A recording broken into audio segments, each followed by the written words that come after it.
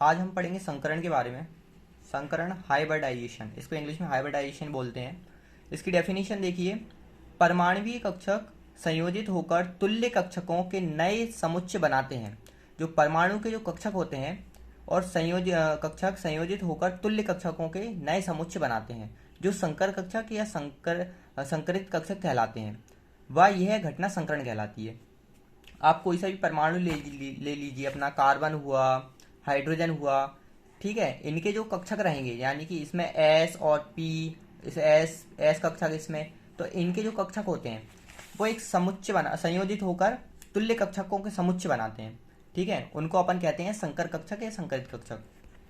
अब इससे पहले, संकरण से पहले आप एक टर्म समझिए। यहाँ पे एक टर्म होती है कि एस जो रहता है कक्षक, एस उपकोष में कक्षक रहते हैं ये, ठीक है। तो इसकी आकृति अपन कुछ इस तरह बनाते हैं, गोल, ओवल। और जो पी कक्षक, पी उपकोष रहता है, उसमें 3 कक्षक रहते हैं। एक इसको बोलते हैं पी एक्स, इसको बोलते हैं पी वाई, इसको बोलते हैं पी जेड, ठीक है। तो कुछ इस तरह से इसकी आकृति बनती है। ये हो गया पी, इसको बोलेंगे पी एक्स, एक्स वाले में, ठीक है। और ये हो गया अपना पी वाई, और यहां से ये ऐसा, इसको बोलेंगे पी जेड, ठीक है। इसको बोलेंगे पी एक्स और इसको बोलेंगे पी वाई। इस तरह इसकी आकृति बनती है। इतनी बात आ गई समझ में? तो चलिए अपन चलते हैं संकरण की तरफ। अब संकरण में इसकी मुख्य विशेषताएं होती हैं। सबसे पहली विशेषता क्या है, देखिए, संकरित कक्षकों की संख्या संकरण में भाग लेने वाले परमाणुवीय कक्षकों की संख्या के बराबर होती है। यानी कि जो संकरित कक्षकों की संख्या होती है और परमाणुवीय कक्षकों की संख्या होती है, वो दोनों एक दूसरे के बराबर होती है। अब वो कैसे होती है, पहले सेकंड पॉइंट समझिए, फिर मैं आपको बताता हूँ। संकरित कक्षक सदैव ऊर्जा व आकृति में समान होते हैं। जो इनकी ऊर्जाएं होती हैं और आकृति होती हैं, सबकी समान होती हैं, ठीक है। अगर किसी की sp3 संकरण है और किसी की ऊर्जा कुछ है, तो वो एक दूसरे के सभी समान होंगी संकरण के बाद। तीसरा पॉइंट है, शुद्ध परमाणुवीय कक्षकों की तुलना में संकरित कक्षक स्थायी बंध बनाने में अधिक प्रभावी होते हैं। जो शुद्ध परमाणुवीय कक्षक होते हैं, यानी कि कार्बन का अगर कोई सा भी परमाणु ले लें, अपन कार्बन ले लें, तो उसके बाद जो उसमें कक्षक रहेंगे, तो वो एक शुद्ध परमाणु है, ठीक है। और उसके बाद अगर उसका संकरण करवा दें और उसके बाद अगर उसके कक्षकों की तुलना करें, तो उसके बंध जो निर्माण होगा संकरित कक्षक से, वो अधिक प्रभावी होगा। यानी कि उससे बंध बनाना बहुत अधिक प्रभावी हो सकता है, ठीक है। तो सब अब यहाँ पे एक एग्जाम्पल है कार्बन का। तो कार्बन का अपन यहाँ पे एग्जाम्पल लेते हैं। कार्बन का अगर इलेक्ट्रॉनिक विन्यास करेंगे तो ये आता है 2s2 2p2, यानी कि जो लास्ट में पहुंचते हैं, यहाँ 1s2 को तो गिनेंगे नहीं क्योंकि ये ग्राउंड स्टेट में है, ठीक है, यानी कि नीचे है। और उसके बाद अगर अपन इसके कक्षक बनाते हैं तो 2s2, इसमें कितने इलेक्ट्रॉन गए, 2 इलेक्ट्रॉन। उसके बाद 2p2, यानी कि p में कितने गए अपने, 1 और 2। अब अगर मैं यहाँ पे बोलूँ आप इससे बंध बनाइए, तो आप इससे 2 बंध बना सकते हैं। एक इसके साथ 1 इलेक्ट्रॉन डाल के, एक इसके साथ 1 इलेक्ट्रॉन इसमें डाल के, ठीक है, एक इलेक्ट्रॉन इसको देके। लेकिन ये तो संयोजित है। अब इसका क्या किया जाए, तो सबसे पहले ये है ग्राउंड स्टेट में। काय में है, ग्राउंड स्टेट में, यानी कि आद्यावस्था में। अब उसके बाद आता है अपना उत्तेजित अवस्था। उत्तेजित अवस्था क्या होती है, अब 1 इलेक्ट्रॉन को लेके यहां पे चले जाओ आप, ठीक है। तो यहाँ पे कितने इलेक्ट्रॉन थे, सॉरी इस इलेक्ट्रॉन को हटा देना, हाँ 1 2 पहले से भरे हुए थे, ठीक है। अब इस इलेक्ट्रॉन को मैं लेके इधर चला गया, यानी कि ये इलेक्ट्रॉन इधर बैठा दिया मैंने। तो अब इसके पास कितने कक्षक खाली हो गए, 1 2 3 4, यानी कि 4 कक्षक खाली हो गए। अभी 4 बॉन्ड बना सकता है, किसी के भी साथ बना सकता है कि नहीं। तो इस तरह कार्बन 4 बॉन्ड का निर्माण करता है, और वो भी किसमें, उत्तेजित अवस्था में, ठीक है। अब ये ऐसे तो करेगा नहीं कि मतलब डायरेक्ट ही जाके बॉन्ड बना लेगा और संकरण कर लेगा। तो अब इसका क्या किया जाता है, अपन इसकी मिक्सिंग करते हैं। क्या करते हैं, मिक्सिंग। मिक्सिंग करने के बाद ये संकरण करता है। अब संकरण ऐसे करेगा, अब जो अलग अलग जो कक्षक थे, एस अलग था, पी अलग था, वो एक साथ हो जाएंगे, यानी कि 1 2 3 और ये 4, ये 1 2 3 और ये 4, यानी कि ये मिक्सिंग के बाद सब मिल जाते हैं। अब अगर इसका संकरण क्या होता है, sp3 होता है वैसे तो इसका संकरण, कार्बन का अगर संकरण निकालें अपन हाइड्रोजन के साथ बल बना के, तो CH4 का संकरण होता है sp3। तो अब इस कक्षक का भी संकरण sp3 होगा और इस कक्षक का भी sp3, इस कक्षक का भी sp3। इस तरह इनकी ऊर्जाएं जो होती हैं वो समान होती हैं। ठीक है, इतनी बात आगे समझो। आगे देखिए, अब संकरण के आते हैं प्रकार। पहला प्रकार पढ़ते हैं अपन sp संकरण, यानी कि sp। अब मैंने आपको बताया था कि इसमें एक s है, एक इसमें p है। s की आकृति कुछ इस तरह होती है, ओवल शेप। और अगर इसमें अपन p के साथ संकरण करवाएं, p उपकोष के साथ, p कक्षक के साथ, तो वो किस तरह होगा, ये कुछ ऐसी आकृति देता है, यानी कि एक ऐसा ले लो अपन, ऐसे करके ऐसा, और फिर दूसरा ऐसा करके ऐसा। ठीक है, इस तरह की कुछ आकृति देता है sp। अब जो sp रहता है इसको बोलते हैं रेखीय आकृति देता है, यानी कि एक ही रेखा में। ठीक है, तो इसमें परसेंटेज एस लक्षण, यानी कि जब एस लक्षण का अपन परसेंटेज निकालें तो वो कितना पाया जाता है, 50%, यानी कि 50 इसमें एस परसेंट रहेगा, और परसेंटेज ऑफ पी लक्षण इसमें भी 50% रहेगा, यानी कि इसकी भूमिका 50-50 की रहती है दोनों में। अब एक इसका एग्जाम्पल देख लेते हैं। इसका एग्जाम्पल है BeCl2।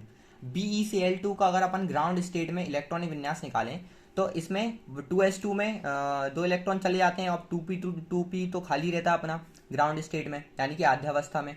अगर अपन इसको उत्तेजित अवस्था में लाते हैं, ऊर्जा देते हैं, तो अब इसका जो इलेक्ट्रॉन रहेगा यहाँ से निकल के यहाँ चला जाएगा p उपकोष में। ठीक है, p कक्षक में चला जाएगा। तो अभी यहाँ पे देखिए p में चला गया। अब पहले तो ये एक भी बॉन्ड नहीं बना सकता था ग्राउंड स्टेट में, अब ये बना सकता है इसके साथ एक बॉन्ड, इसके साथ एक बॉन्ड, यानी कि बंध का निर्माण कर सकता है।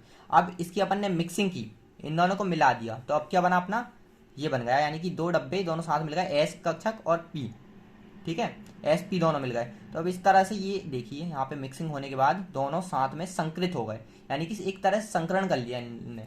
ठीक है, तो इसकी ऊर्जा क्या होगी, sp, इसकी भी sp होगी। अब BeCl2 का उदाहरण लिया था, तो B क्या है, इसमें केंद्रीय परमाणु है, तो अपन ने इसको केंद्रीय परमाणु से ऐसा संकरण बना लिया इसका। अब इसके साइड में 2 क्लोरीन जुड़े हुए हैं, तो इस तरह क्लोरीन ये जोड़ दिया अपन ने। ठीक है, और क्लोरीन के लास्ट में क्या जाता है, P में जाता है, तो इस तरह से P कक्षक का वो बना दिया अपन ने। ठीक है, और इसकी आकृति की बात की जाए, आकृति कैसी होती है, इसकी आकृति होती है रेखीय। ये देखिए Cl और 2 बंध का निर्माण कर सकता है, यहाँ से अपन देख सकते हैं कि 2 बंध का निर्माण कर सकता है, एक इधर एक इधर।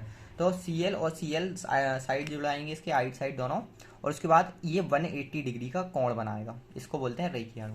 अब पढ़ते हैं अपन sp2 संकरण के बारे में। यहाँ पे देखिए sp2 संकरण, sp2 यहाँ पे 2 सॉरी ऊपर लिखते हैं। हाँ, तो अब इसमें क्या है, एक एस है और पी कितने दिख रहे हैं अपन को, 2। तो सबसे पहले देखिए आप, एक एस बना लिया अपन ने और पी बना लिए 2, एक पी और दूसरा पी। ठीक है, तब इसकी संरचना कुछ इस तरह की बन जाती है। मैं आपको एक बार बना के दिखा देता हूँ यहाँ पे।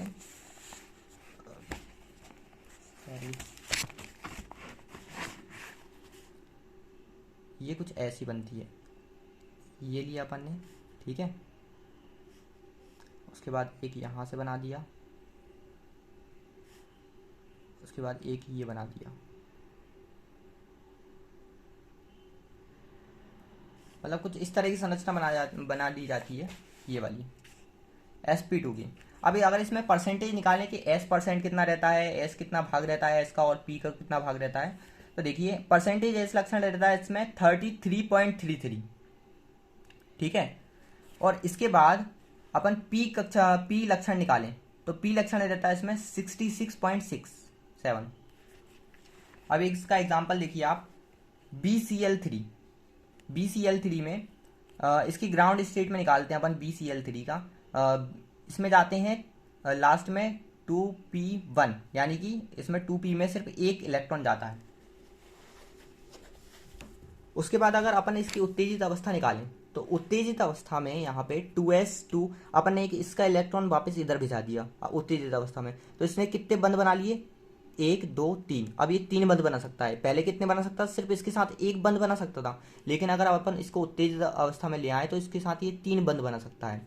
अब इस तरह से इन तीनों को मिक्सिंग कर दो। इनकी मिक्सिंग करने के बाद ये तीनों अलग एक संकरित कक्षक बना लेंगे, अपना खुद का अलग कक्षक बना लेंगे। तो इसकी भी ऊर्जा कितनी होगी? sp2, इसकी भी sp2 इसका भी संकरण sp2 होगा। इस तरह से अपन देख सकते हैं। अब एग्जांपल देखिए इसका, अपन ने क्या बनाया? BCl3 बनाया था। तो B केंद्रीय परमाणु है इसमें, ठीक है, बोरॉन। उसके बाद Cl इसके साइड साइड में लगे हैं, ये देखिए B मतलब अपना sp2 संकरण है ये। उसके बाद देखिए यहाँ इसकी आकृति इस तरह से दिखा सकते हैं अपन। B केंद्रीय परमाणु है, उसके बाद तीन बंध बनाता है, तो एक बंध इधर बना दिया, एक बंध इधर और एक बंध इधर, और 120 डिग्री का एंगल रहता है इनके बीच, यानी कि इनका बंध कोण कितना रहता है? 120 डिग्री का।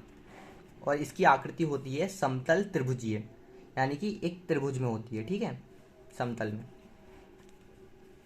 अब sp3 संकरण आता है। तो sp3 संकरण में s कितने हैं? 1 है।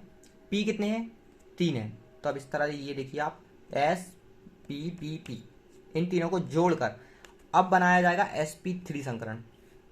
sp3 संकरण की आकृति कुछ इस तरह की होती है, ये देखिए, यहाँ से एक ऐसा गया, ठीक है, उसके बाद यहाँ से एक ऐसा आया, इसने इसके साथ ऐसे करके ऐसे बनाया, और इसने ऐसे करके ऐसे, sp3 संकरण। अब sp3 संकरण में अगर s लक्षण निकालें तो s लक्षण अपन को दिख ही रहा है, एक s है तो कम ही पाया जाएगा। और अगर इनको अपन, आप सोच रहे होंगे कि लक्षण कैसे निकालते हैं, तो मैं आपको बता दूं। परसेंटेज कितना रहता है? 100%, ठीक है। तो 100% में से अगर यहाँ पे कितने हैं अपने? 4 हैं, और उसके बाद 4 हैं तो 4 का इसमें डिवाइड कीजिए, कितना कितना आएगा सबके पास? इसमें 25 आ जाएगा अपना, ठीक है। तो यानी कि एक के पास अपना रहेगा 25, ठीक है, और जो 3 रहेंगे, 3 के पास कितना कितना रहेगा? यानी कि 3 के पास रहेगा 75, यानी कि P के पास, ठीक है। इसमें 2 ही कक्षक है, एक S है और एक P है। अब यहाँ पे देखिए आप, S लक्षण में रहेगा 25% और P लक्षण में रहेगा अपना 75%, ठीक है। अब इसकी संरचना की बात की जाए तो इसकी संरचना रहती है चतुष्फलक, यानी कि चतुष्फलकीय संरचना रहती है। और उसके बाद अपन देखते हैं यहाँ पे एग्जाम्पल देखते हैं CH4 का। यहाँ पे देखिए एग्जाम्पल है CH4 का। तो CH4 कुछ इस तरह से आकृति रहती है इसकी, एक हाइड्रोजन इधर, एक हाइड्रोजन इधर, एक हाइड्रोजन इधर, एक हाइड्रोजन, क्योंकि ये 4 बंध का निर्माण करता है। और इसका एग्जाम्पल मैंने आपको पहले भी दिया था कि ग्राउंड स्टेट में जो कार्बन रहता है कुछ इस तरह से बनाता है बंध, ये खाली रहता है, तो 2 बंध का निर्माण कर सकता है ग्राउंड स्टेट में। और अगर इसकी उत्तेजित अवस्था निकाली जाए तो ये इलेक्ट्रॉन इधर चला जाएगा, तो एक खाली हो गया, ठीक है। उसके बाद 1 2 और ये 3, यानी कि अब ये 4, ये 3 इसके और इसके 4, अब ये खाली हैं तो इसके साथ ये बंध बना सकता है। अपन इसकी कर देंगे मिक्सिंग की, तो 4 डब्बे बन गए, 1 2 3 4। अब इसका भी संकरण sp3 हो गया, इसका भी संकरण sp3, इसका भी, ठीक है। तो चारों का sp3 संकरण हो जाएगा, संकरित हो जाते हैं, ठीक है। इस तरह से ये होता है, तो 4 बंध का निर्माण कर सकता है sp3 में। तो इस तरह अपन संकरण के बारे में आज आपने पूरी डिटेल ली है।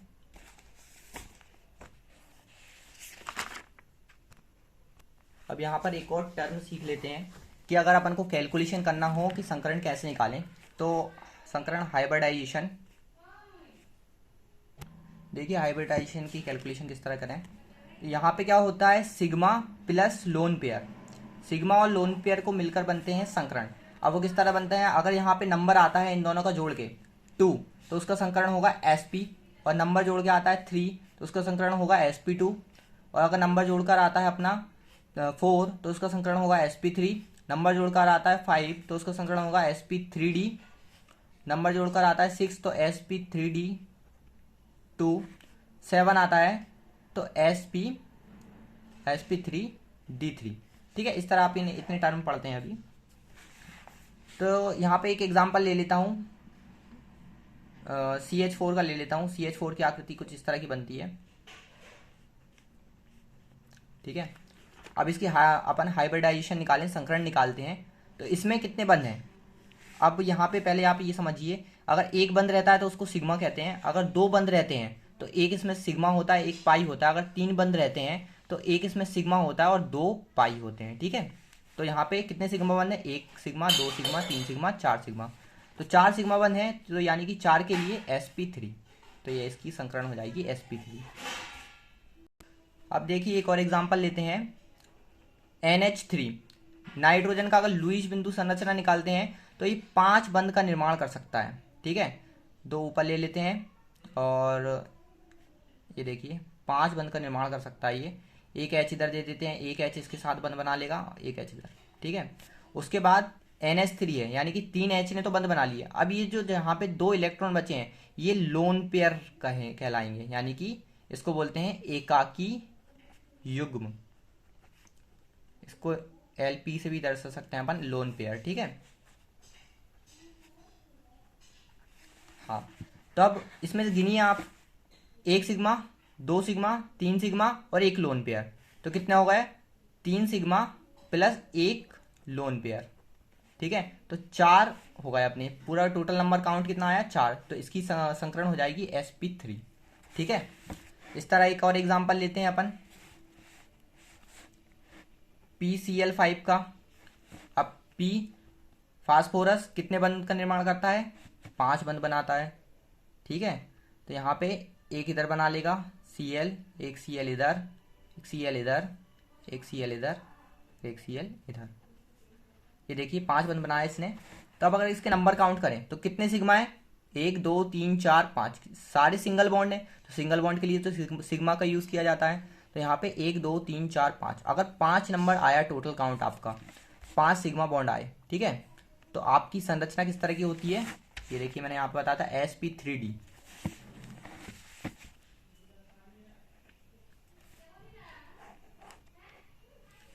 इस तरह आप संकरण निकाल सकते हैं, और इस तरह अपन ने संकरण देखा। और एक और एग्जांपल ले लेते हैं यहाँ पर अपन, 4th एग्जांपल ले लेते हैं SO3। अगर यहाँ पर SO3 हुआ तो अपन क्या करेंगे? S केंद्रीय परमाणु होगा अपना, S कितने? 6 बॉन्ड बनाता है, यानी कि 6 बॉन्ड बनाता है अपने, ठीक है। अब अपन को पता है कि ऑक्सीजन जो होता है सिग्मा और पाई बॉन्ड से जुड़ता है, यानी कि डबल बॉन्ड से जुड़ता है। तो एक ऑक्सीजन को इधर जोड़ दो, एक ऑक्सीजन को इधर जोड़ दो, उसके बाद एक ऑक्सीजन को यहाँ पर जोड़ दो, ठीक है। 1 2 3, 3 ऑक्सीजन जुड़ चुके हैं यहाँ पे। और उसके बाद अब यहाँ पर सिग्मा बॉन्ड काउंट किया जाए तो कितने निकलेंगे? एक सिग्मा इधर, इसमें एक पाई है, एक सिग्मा एक पाई, एक सिग्मा एक पाई। तो यहाँ पे 1 2 3, 3 सिग्मा आए। 3 सिग्मा के लिए मैंने बताया था sp2 संकरण होता है, ये देखिए sp2, ठीक है। इस तरह आपने संकरण निकालना सीखा, उसके बारे में सारी जानकारी सीखी। अगली वीडियो में अपन थोड़ा सा और कैलकुलेशन वगैरह सीखेंगे।